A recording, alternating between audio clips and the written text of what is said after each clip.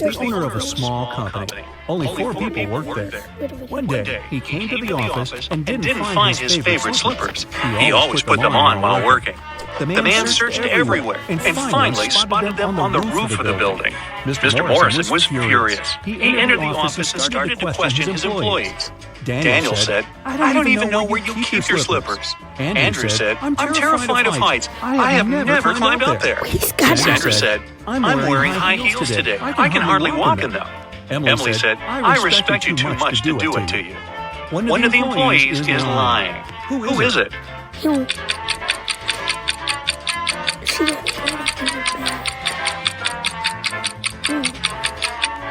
It's Andrew. He said he was afraid of heights. But on his table, there's a photo in which he's skydiving with a parachute. Uh-oh. Melissa's boyfriend proposed to her and presented a beautiful diamond ring. The girl was afraid of losing it. That's why she kept it in a box on her vanity table.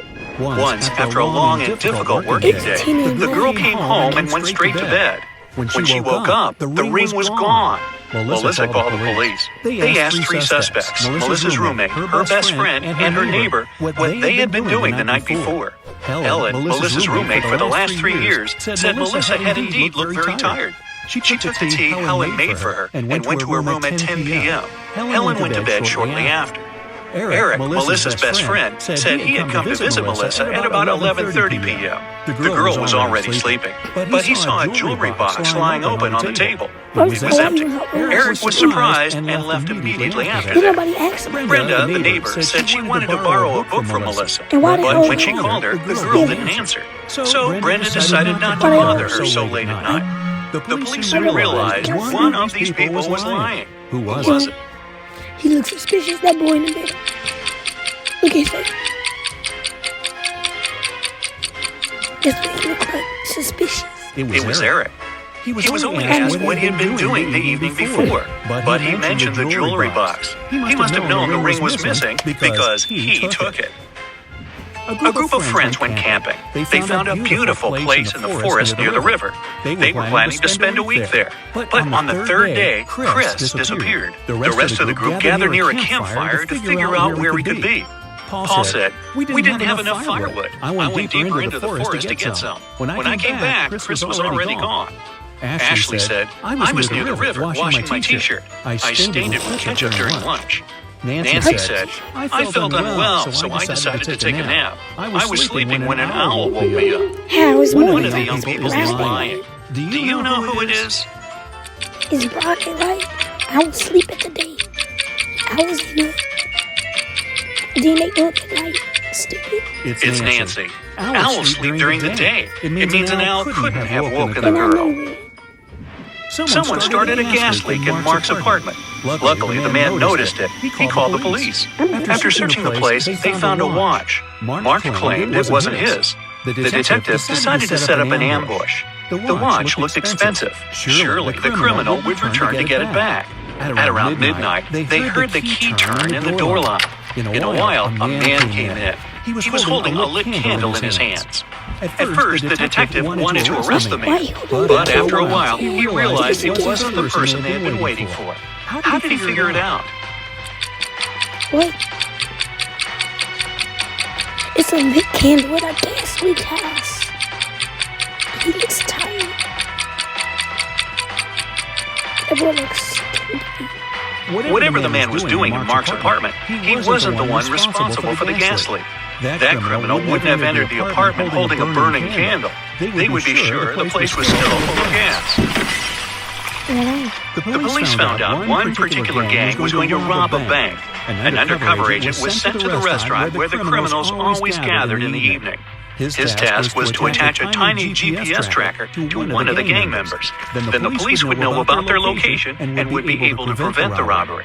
The leader of the gang was the mastermind of the group. All other members were just muscle. The undercover officer had to be very attentive around the leader. The man could easily spot the device, but no other gang member would notice it. Where should the agent place the tracker? On that main line bed or something.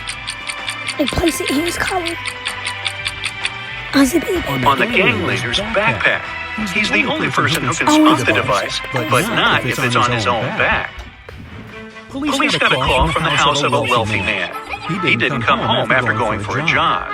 When several police officers arrived, they questioned all the people in the house. They were the maid, the millionaire's wife, and his driver. The maid said, "When Mr. Jones went for a jog, he asked me to prepare his breakfast. I immediately got down to work. But it's been 3 hours, and he hasn't returned yet." Girl, The that's wife was serious. worried too. "I saw him in the morning, but he was in a hurry. We just greeted each other, and I went to work."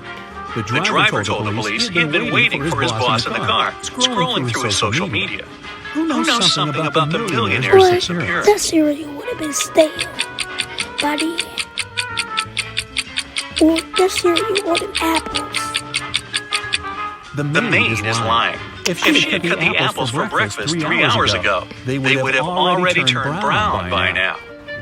Shirley got a new job as a sales assistant. She was extremely happy to receive her first salary. She went out for a walk in the park and decided to treat herself to some ice cream. She pulled out cash, but a powerful gust of wind has blown the money out of her hands. The girl managed to pick it up, but then she realized one $10 bill was missing. Shirley looked around. One of these people must have taken the bill. Can you figure out who it was? I know where it is. I see it. I see it. It's the man in the red baseball cap. The bill is under his right foot. Detective Larson was walking along the street. Suddenly, he saw a man grab an elderly woman's bag and run away. The detective immediately rushed after the criminal, but the man disappeared behind the kitchen door of a small restaurant. When Detective Larson entered, he saw 3 cooks preparing food. Which cook is fake? It's either the one on the right or the one with the blood.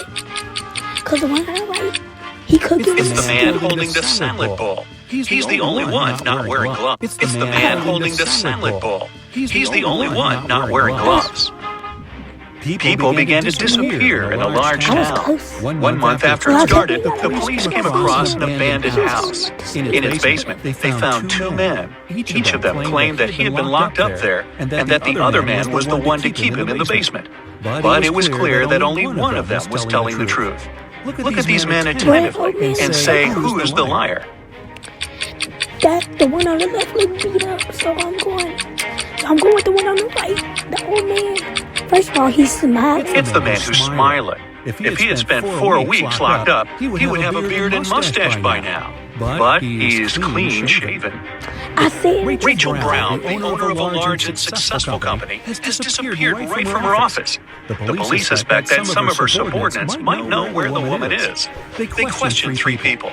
Ruth, the HR manager, is the first to enter. We were going to fire an employee that day. I came to get Miss Brown's signature. Adam, the accountant, says, I indeed came to her office. She had to approve the company's budget for the next year.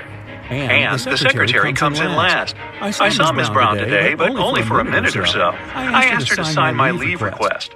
The police officers immediately realized who was lying. Can you figure it out too?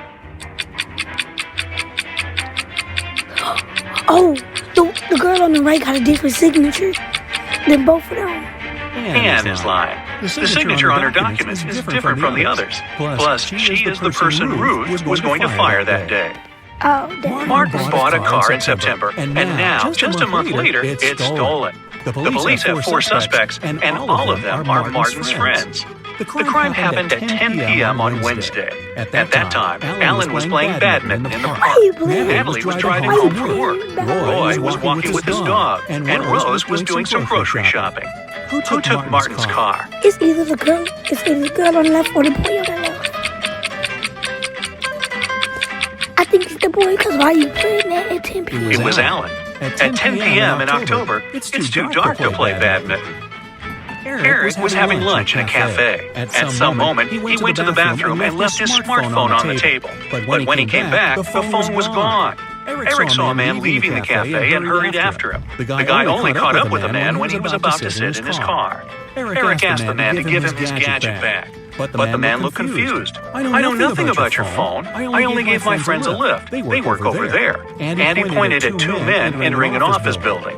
After hearing this, Eric immediately called the police. What is a 2-seater car? And Bro, how he called the police without his phone? They so stupid, bro. Don't even make sense. The man lied. His His car was a sports convertible with just 2 seats. Such a car wouldn't fit 3 men.